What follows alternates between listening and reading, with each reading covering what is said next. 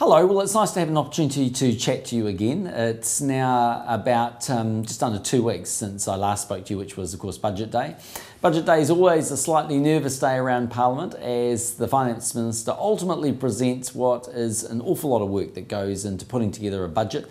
It's a document that needs to be carefully crafted and a document that's appropriate for the times. And I think in Budget 2011, we delivered just that, a budget which recognised that we needed to put to one side a large amount of cash to help the rebuild of Christchurch, a budget that ensured that we got back into surplus quickly. It's also, I think it was an important budget to ensure that there was job creation, and the Treasury's forecasts are that the budget will create in the order of 170,000 jobs with significant wage growth of around about 4% per year.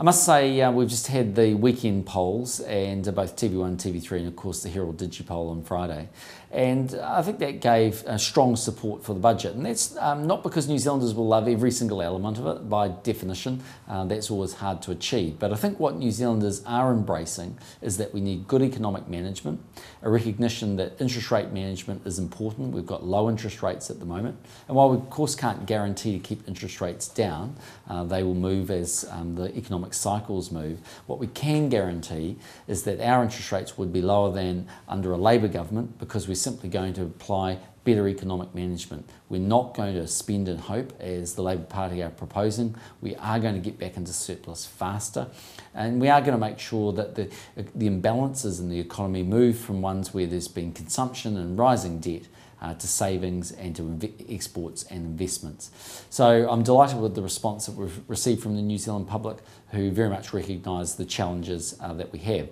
We've just come at the back end of the conference season. The last of those was in the weekend when we had the Northern Regional Conference. We now go into the National Conference, which takes place in early August. I must say the party is in good heart. Everyone's looking forward to fighting a significant campaign, obviously on November the 26th. It'll be our opportunity to try and earn the right to be a second-term national government and to deliver on many of the areas where we see a lot of work can be achieved and good results achieved. One of those particular areas is welfare reform. We have what I believe is a welfare system that is not working as well as it can do. If one reflects back to 1975, about 2% of New Zealanders of working age were on a benefit. Today that's 11%. I think we would all accept that that is too high.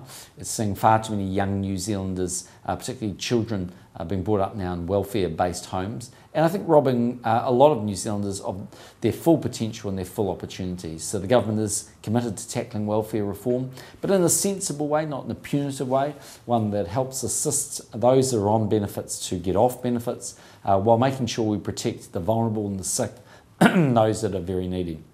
So that's the plan for the next wee while. I want to wish you all the best for Queen's Birthday weekend. We have our Queen's Birthday Honours list coming out. I think when you get an opportunity to view that, you'll see that there are again a wide range of very worthy New Zealanders who, across a range of disciplines, have given a remarkable contribution to the people of New Zealand, and I'm sure, like me, we'll all want to celebrate their success and acknowledge their contribution.